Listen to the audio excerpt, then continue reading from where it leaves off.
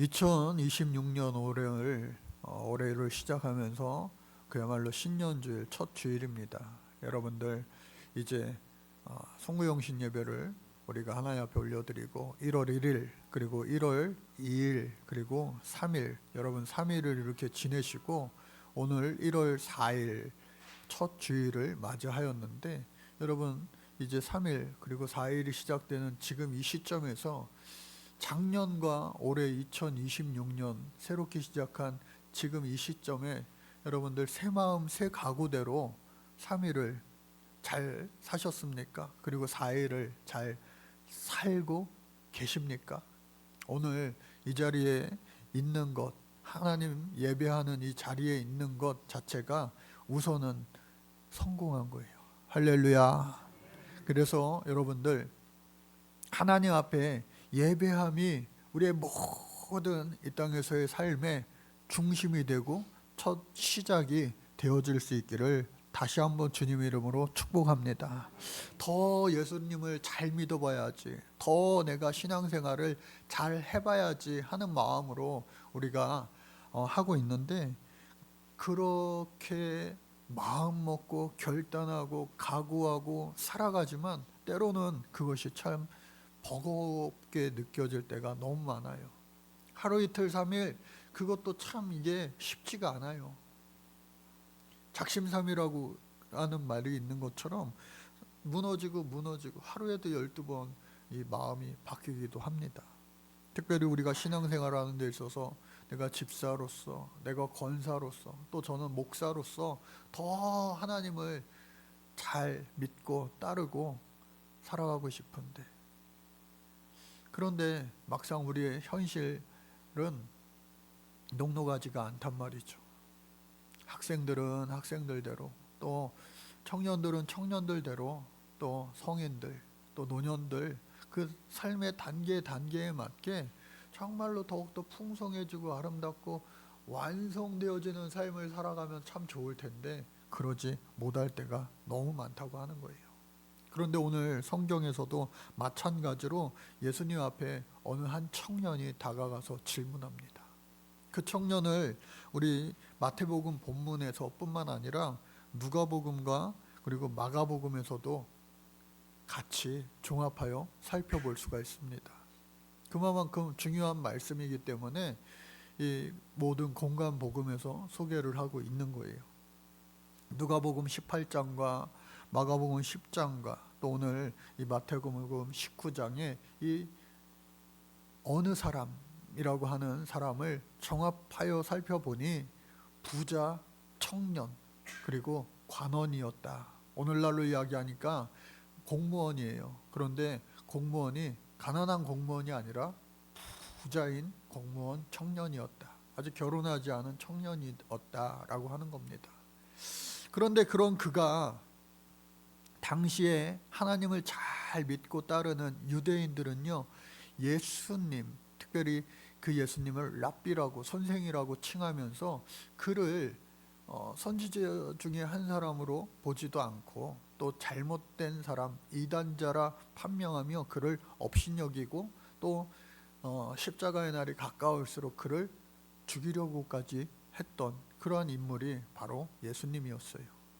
그러한 사실을 모를 리 없는 이 부자 청년 관원이 예수님 앞에 나와서, 그것도 공개적인 장소 길가에서 예수님 앞에 무릎 꿇고 오늘 묻는 거예요.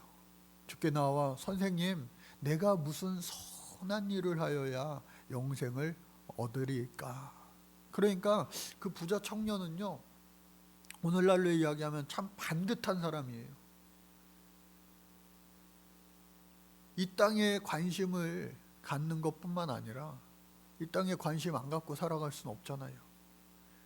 저 하늘나라 천국을, 영생을 관심 갖고 더 잘 살아보려고 하는 그러한 마음이 이 청년에게 있었습니다. 그렇기 때문에 예수님을 찾아와 사람들의 시선을 두려워하지 않고 이 길가에서 무릎 꿇고 예수님께 이러한 질문을 아주 사뭇 진지하게 하는 겁니다. 그런데 예수님께서 잘했다 칭찬하기는커녕 그 청년을 향하여서 예수님 뭐라고 말씀하십니까? 어찌하여 선한 일을 내게 묻느냐? 좀 이렇게 냉정하리만큼 예수님께서 그 청년에게 대답하시는 거예요. 그리고 질문하시는 거예요. 어찌하여 선한 일을 내게 묻느냐? 질문을 했으면 답을 주셔야 되는데 예수님께서 또다시 질문하시고 선한 이는 오직 한 분이시니라 라고 그 선한 일의 중심의 질문을 선한 분에 대한 대답으로 바꾸어서 하고 계시는 겁니다. 그러니까 이 부자 청년은요, 재물을 많이 이렇게 가질 만큼 부한 사람, 그러기 위해서 얼마나 성실하고 근면한 사람인지 몰라요. 그리고 허랑방탕하게 그 많은 재물을 다 허비한 사람도 아니에요. 하늘을 사모하며 살아가는, 아까 말씀드린 것처럼 아주 반듯한 그런 사람이었어요. 그런 그가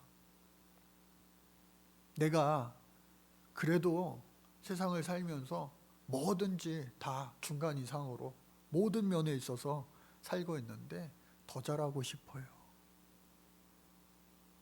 더 잘 살고 싶어요. 이 새해 아침에 우리도 이 청년과 같은 마음이 있지 않습니까? 그런 질문을 예수님 앞에 지금 드리고 있는 거예요. 그 예수님께서 그 답으로 선한 분은 한 분이시다. 여기서 말하는 선한 분은요, 바로 자기 자신을 포함하여 우리 하늘에 계신 하나님을 말씀하는 겁니다. 하나님이요. 하나님께서는 오직 유일하신 이 땅에 또 저 하늘나라의 시공간을 초월하여서 선한 유일하신 분이다 라고 하는 것이죠. 그래서 선함의 기준은 어떠한 인간의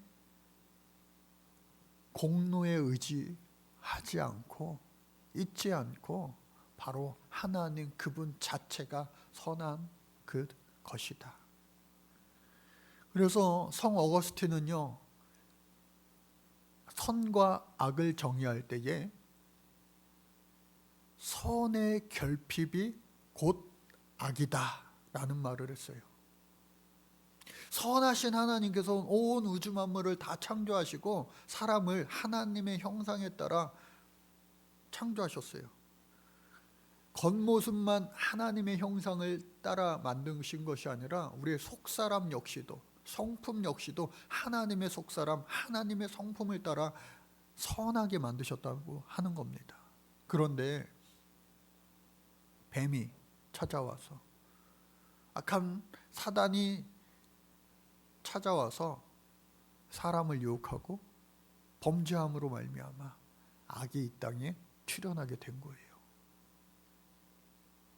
어거스틴의 표현대로 이야기하면 선이 사라지니까 아무것도 없는 그 진공 상태가 되는 것이 아니라 악이 되었다라고 하는 것이죠. 그래서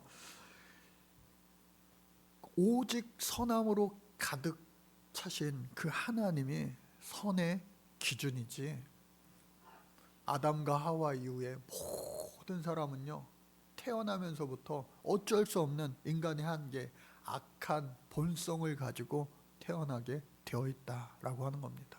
기독교에서는요, 굳이 이야기하냐면 성선설을 이야기하지 않습니다. 성악설에 가까운 거예요.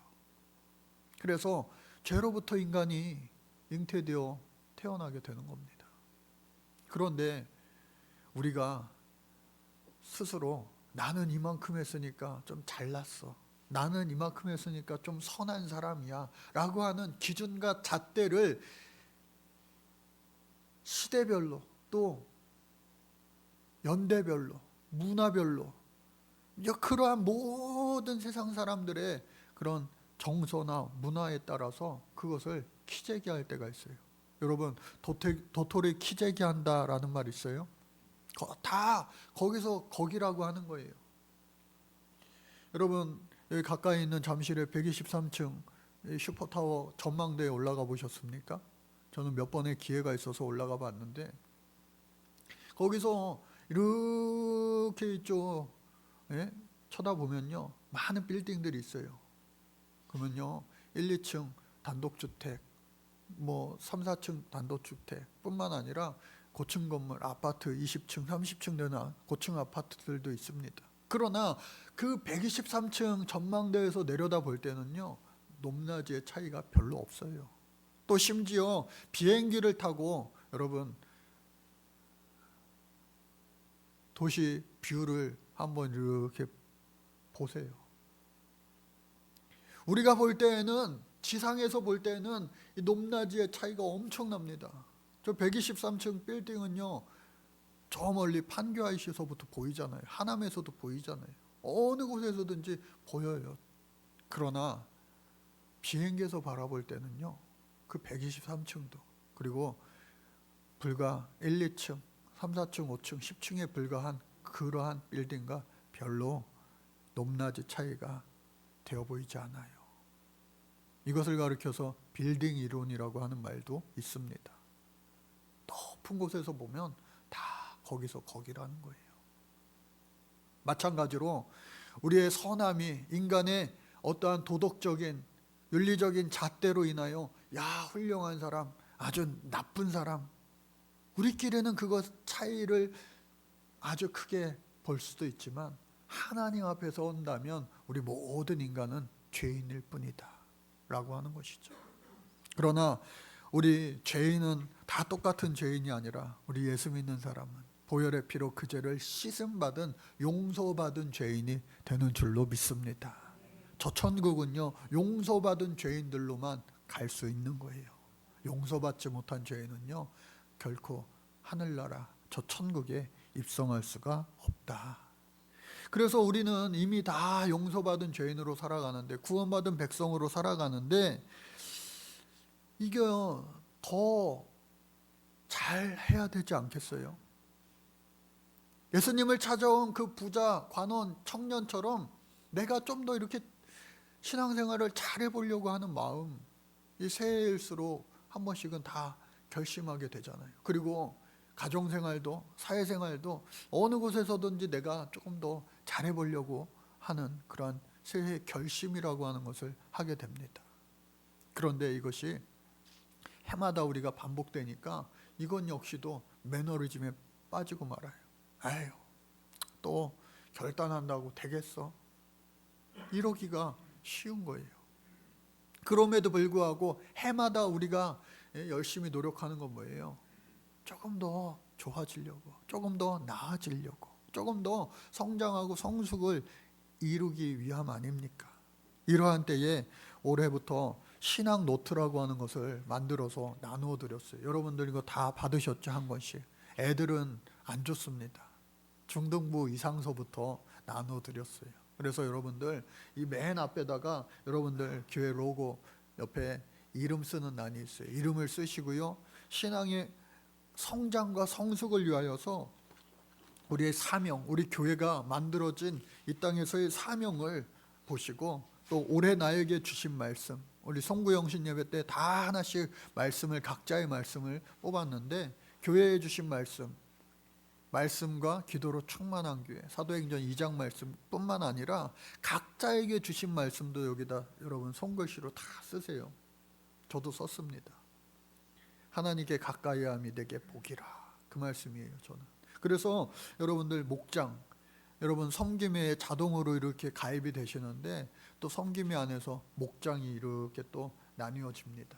그래서 목장에서 무엇을 나눌 것인가,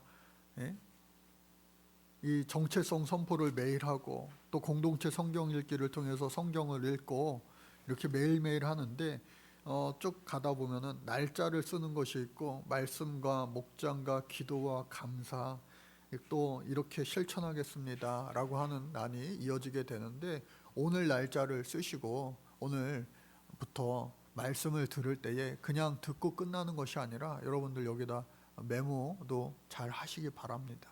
그래서 이제 식사 전후로 해서 여러분들 목장 모임 할 때에 말씀 나눔 모임 할 때 거기서 인도하시는 인도자, 목자도 있지만 여러분들 각자가 말씀을 정리하고 함께 나눈 그 받은 은혜를 나누는 시간이 있어요. 그래서 여러분들 그렇게 하면은 그냥 한 번의 예배로 끝나기보다는 그 예배를 통해서 하나님 내게 주신 은혜를 서로가 함께하면서 더욱더 풍성한 은혜를 나누고 또 실천할 수 있는, 실천을 체크할 수 있는 좋은 도구가 되리라 믿습니다. 그래서 여러분들 이거 잊어버리지 마시고요. 아주 이게 또 오랜 시간, 별거 아닌 것 같지만 오랜 시간 또 아주 값비싸게 이렇게 제작을 한 거예요. 그렇게 여러분 활용을 해 주시기를 바라고, 여러분 잠언 1장 7절 말씀 우리 같이 한번 읽어볼까요? 시작. 여호와를 경외하는 것이 지식의 근본이거늘 미련한 자는 지혜와 훈계를 멸시하느니라. 지식이 없어 망하는도다. 내 백성이 지식이 없어 망하는도다. 여러분 알아야 면장을 한다라는 말도 있잖아요. 지식이 있어야 됩니다. 그래서 지식은 뭘까? 지식의 근본은 하나님을 아는 거예요. 전능하신 하나님, 창조주 하나님을 아는 것이 바로 모든 지식의 근본이다. 그런데 그 말씀이 쓰여진 말씀으로, 하나님은 말씀이시니라 되어 있는데 그 쓰여진 말씀이 오늘 성경책이에요. 성경책. 그래서 그 성경을 우리가 늘 가까이 하면서 오늘 나에게도 살아있는 그 말씀이 되면 되는 거예요. 그래서 그 말씀을 가지고 살아갈 때에 미련한 자는요 지혜와 훈계를 멸시한다는 거예요. 그러나 저 여러분들은 미련하지 않아서 하나님 앞에 유능함을 얻어서 또 명석함을, 지혜를 얻어서 명철을 얻어서 이곳에 있는 줄로 믿습니다. 여러분 하나님의 법을, 하나님의 말씀을 사모하시는 자 되시기를 바랍니다. 그래서 여기서 말하는 지식은요 세상의 정보, 지식, 습득을 이야기하는 거 아니에요. 기술을 연마하는 거 아니에요. 이론과 실천편을 다 마스터해가지고 내가 거기에 학사를 받고 석사를 받고 박사를 받고 그러한 차원이 아니라 이것은 하나님과의 관계를 의미하는 겁니다. 전능자 하나님, 지식 그 근본 되시는 하나님과의 관계성을 이야기하는 겁니다. 그래서 하나님이 내 안에 계시고 내가 하나님 안에 있게 될 때에 비로소 우리는 모든 세상의 원리 이치를 깨달을 수 있게 되는 겁니다.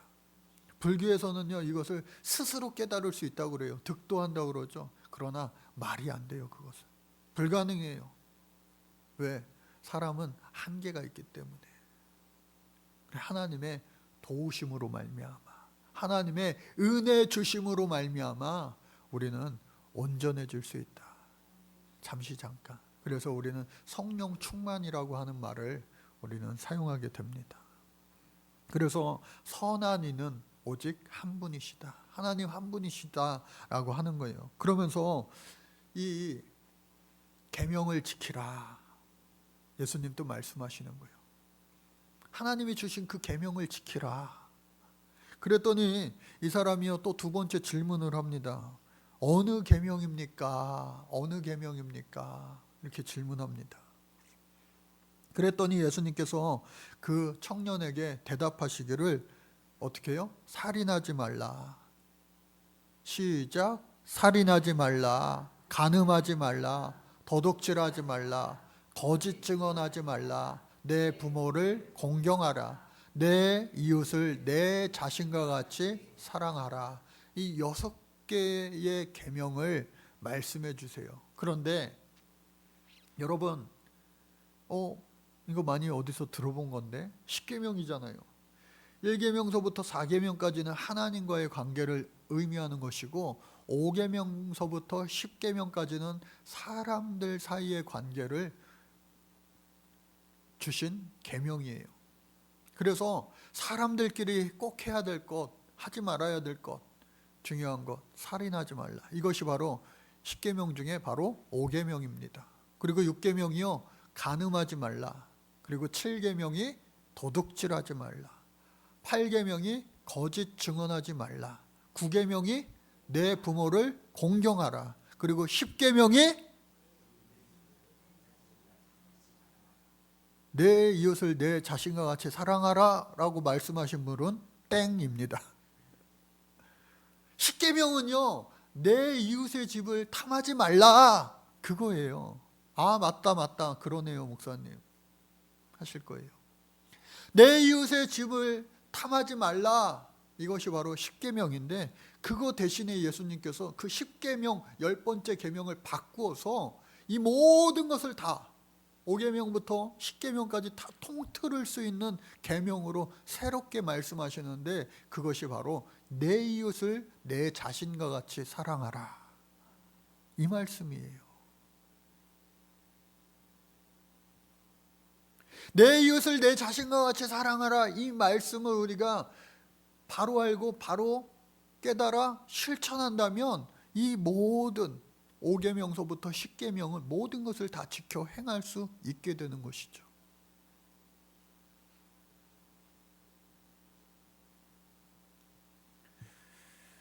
그 청년이 이 말씀에도 어떻게 대답하느냐? 이 모든 것을 내가 지키었사오니 아직도 무엇이 부족하니까? 라고 예수님께 또다시 두 번째 질문을 하는 거예요. 아마 예수님께서 내 이웃을 내 자신과 같이 사랑하라, 이 말씀 대신에 내 이웃의 집을 탐내지 말라 했으면은 이 청년이 더 자신 있게 저 다 지켜 행했는데요, 더 떳떳하게 물었을 수도 있어요. 그럼에도 불구하고 내 이웃을 내 자신과 같이 사랑하라, 어쩌면 이것은 아주 구체적인 것이 아니라 어쩌면 아주 좀 포괄적인 그런 형이상학적인 것까지 포함하는 그러한 내용일 거란 말이죠. 그럼에도 불구하고 제가 이것을 다 지켜 행했는데요, 아주 번듯한 부자, 청년, 관원이 그와 같이 또 대답한 거예요. 진짜 그랬을까요, 여러분? 우리 주변에 때로는 이런 말 있잖아요. 야, 저 사람은 100점짜리 신랑감이야. 아, 저 처자는 100점짜리 신부감이야. 여러분, 사람들 눈에 보기에는 100점짜리 신랑, 100점짜리 신부감이라는 게 있을지 몰라도 여러분, 하나님 앞에서 100점짜리 인생이 어디 있겠어요? 여기 권사님, 예? 여기 권사님, 집사님들, 우리 젊은 백성들 100점짜리야, 100점짜리야. 우리들끼리는 서로 그렇게 할 수도 있어요. 아, 우리 목사님도 100점짜리야. 그런데 하나님 앞에서 누가 100점이겠습니까? 누가 100점이겠어요? 학창시절에 중고등학교 혹은 대학생 시절에도 아, 나 이번에는 좀 시험 잘 본 것 같아. 시험 잘 본 것 같아. 그런 사람들보다 아, 이번 시험 내가 좀 찜찜해. 하나 틀린 것 같아. 하나 틀린 것 같아. 어떤 사람이 더 좋은 성적의 학생이겠습니까? 더 높은 곳을 향하여 우리가 끊임없이 노력할 때에, 더 완벽함을 추구하기 위하여 더 많이 노력할 때에 그 인생이요, 더욱더 완성도 높은 그런 삶을 살아갈 텐데, 이 부자 청년 관원도요 마찬가지로 모든 계명을 지켜 행하는 사람이었어요. 그러나 그런 그에게도 뿌듯함과 참 자유함을 느끼며 자랑스럽게 기쁘게 감사함으로 살아가는 것이 아니라 뭔가 영적으로 계속해서 헛헛하고 이 공허하고 하는 영적인 목마름이 있었기에 여러 랍비들을 뒤로하고 그분들과 이야기해서 또 안 되는 그 찾지 못한 해답이 있었기 때문에 예수님 앞에 나와 무릎 꿇은 겁니다. 그런데 그 예수님께서 내 이웃을 내 자신과 같이 사랑하라, 이 십계명 대신에 이 말씀을 하시는 거예요. 여기서 말하는 사랑하라 라고 하는 원어는요, 우리가 너무나도 잘 아는 그 말 아가페 사랑을 이야기하는 겁니다. 형제 간의 사랑, 이웃 간의 사랑, 남녀 간의 사랑, 사람들 사이의 사랑을 이야기하는 것이 아니라 어떻게 해요? 아가페 사랑, 하나님이 우리에게 주신 사랑, 예수님께서 우리에게 보여주신 그 십자가의 사랑, 용서하는 사랑, 그리고 원수까지도 사랑하는 그 사랑, 조건 없는 사랑, 이유 없는 사랑, 바보 같은 사랑, 그 사랑을 하라고 말씀하시는 거예요. 그러니까 도저히 이것은 불가능하잖아요. 그렇기 때문에 마가복음, 누가복음에는요, 내 이웃을 내 몸과 같이 사랑하라고 하신 예수님의 말씀이 생략되어 있어요. 왜? 마가와 누가는요, 이 부자 청년의 그 수준이 이 아가페 사랑에 미칠 수 없다고 해서 물어볼 필요도 없어 생략해 버린 거예요. 오늘 저와 여러분들은 어떻습니까?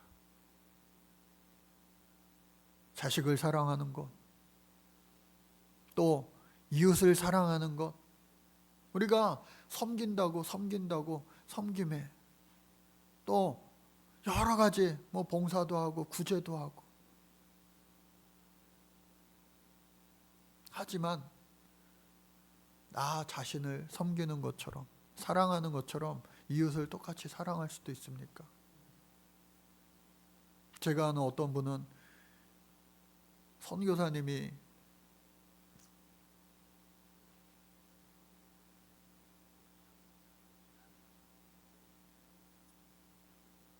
선물을 보내줬어요. 그런데 그 선물을 선교사님으로 받았다고 그 선물을 자기가 쓰지 못하고 이거를 내가 쓰면 안 되겠다 해서 그 선물을 그대로 또 다른 더 어려운 분에게 바로 도네이션하는 축복의 통로가 되었다고 저한테 고백을 하더라고요.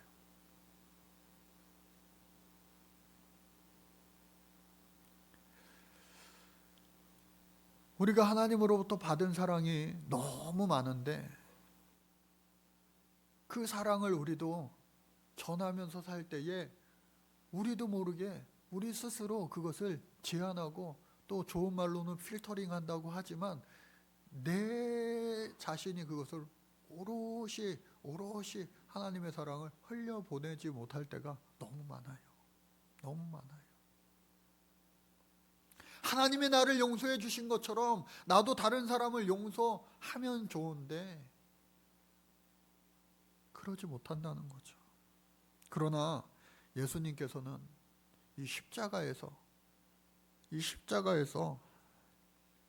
그 사랑을 완성하셨다라고 하는 겁니다. 데이비드 A. 시몬즈라고 하는 목사님이 십자가는 우리 신앙의 중심이다. 그리스도께서 궁극적으로 죄인들과 하나 되신 곳으로 십자가를 통해 하나님의 사랑이 우리에게 나타나셨다라고 했어요. 그 말에 너무 깊은 공감을 했습니다. 그래서 오늘 저와 여러분들도 마찬가지로 예수님께서 그 청년에게 이제 말씀하십니다. 뭐라고 말씀하시느냐? 21절 말씀에 보니까 같이 읽어볼까요? 시작. 내가 온전하고자 할진대. 거기에 빠진 게 있어요. 아까 이야기했던 마가 누가복음에는 이 가로 열고 가로 닫고가 첨부되어 있어요. 그것까지 해서 우리 같이 한번 읽어볼게요. 시작. 내가 온전하고자 할진대 내가 오히려 한 가지 부족한 것이 있으니 가서 내 소유를 팔아 가난한 자들에게 주라. 그리하면 하늘에서 보화가 내게 있으리라. 그리고 와서 나를 따르라 하시니. 그 사람을 꿰뚫어 보신 예수님께서 그래, 네가 그렇게 온전해지고자 하냐. 그러나 사람은 온전해질 수 없어요. 그러나 포기하면 안 됩니다. 온전해지고자 계속해서 우리는 성화와 완전을 위하여 살아가는 존재들이에요. 그래서 그것을 우리는 예수 닮기 원합니다 라고 표현하는 겁니다. 오히려 내게 한 가지 부족한 것 있다. 그래, 너 참 다 잘했다. 모든 계명을 잘 지켰구나. 네 말처럼 틀린 말이 아니야. 애쓰고 노력했어. 인정해 주시면서 하시는 말씀 하나가 뭐냐? 가서 내 소유를 팔아 가난한 자들에게 주라. 그러면 하늘에서 보화가 내게 있고 또 나를 따르라. 예수님의 제자로 초청하셨어요. 그런데 다음 말씀 보니까 어떻게 해요? 그 청년이 재물이 많음으로, 큰 부자였나 봐요. 재물이 많음으로 이 말씀을 듣고 아멘하고 순종한 것이 아니라 근심하며 되돌아갔다. 예수님을 등지고 돌아갔다라고 하는 거예요. 이 말씀에 우리가 읽고 보면서 그러면 너무 안타깝다. 예수님 말씀대로 재산을 좀 팔아가지고 가난한 사람들에게 나눠주고 예수님 베드로처럼 그물과 배를 또 가족을 뒤로 하고 예수님 쫓는 베드로처럼 제자 되었으면 좋았을 텐데 단순히 그러한 이야기가 아니에요. 우리의 삶에 적용할 수 있는 부분은 뭐냐? 우리가 가진 재산 지금 사도행전 교회처럼 초대교회처럼 다 팔아 가난한 사람들에게 나눠주란 그러한 말씀, 그것을 우리는 뛰어넘어서 그 1차원적인 말씀을 뛰어넘어서 내가 가진 가장 소중한 것이 여러분들 무엇입니까? 어떤 사람에게는 이 부자 청년처럼 재물일 수 있어요. 그런데 여러분, 애들이 뭐 재물이 중요하겠습니까? 애들한테는요 아마 이성에 대한 관심이 더 많을 수도 있고 학업에 대한 관심이 더 많을 수도 있어요. 또 여러분들 중에는 어른이 되고 또 장년이 되고 노년이 가까울수록 돈도 중요하지만 돈보다도 중요한 게 사람이더라고요. 남는 건 사람밖에 없더라고요. 관계를 중요시하는 분들도 있을 테고 또 어떤 분들은 명예를 중요시하는 분들도 있을 거예요. 돈보다도 더 중요한 게 명예야. 그런 거 다 필요 없어. 건강이 제일 소중해. 가족이 제일 좋더라. 여러 가지 여러분들 생각하는 많은 것들이 있을 거예요. 유무형의 것들. 그러나 오늘 우리 주님께서는 이 신년 주일에 말씀하시는 거예요. 그거보다도 나를 더 우선순위에 둘 수 있겠니?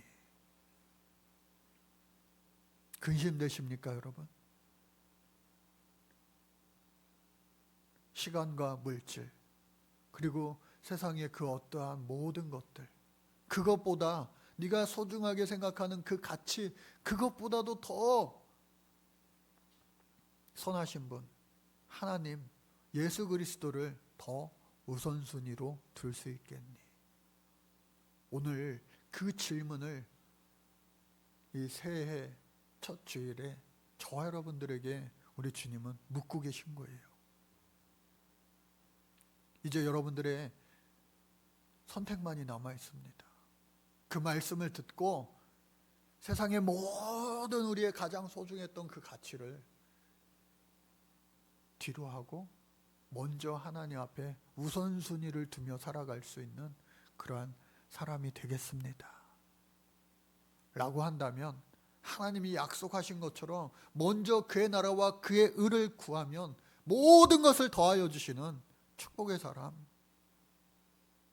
아브라함에게 가장 인생의 우선순위 가장 소중했던 그 100세에 낳은 이삭을 번제단에 올려드릴 때 순종하여 여호와 이레의 축복을 맛볼 수 있었던 것처럼 오늘 우리도 영적인 작은 아브라함이 될 수 있기를 주님 이름으로 축복합니다. 그때 하나님께서는 반드시 여호와 이레의 축복도 눈에 보이지도 않지만 이미 예비하고 계심을 잊지 마시고, 오늘 이 부자 청년 결단을 하고 예수님 앞에 사람들 시선을 두려워하지 않고 용기 내어 무릎 꿇었지만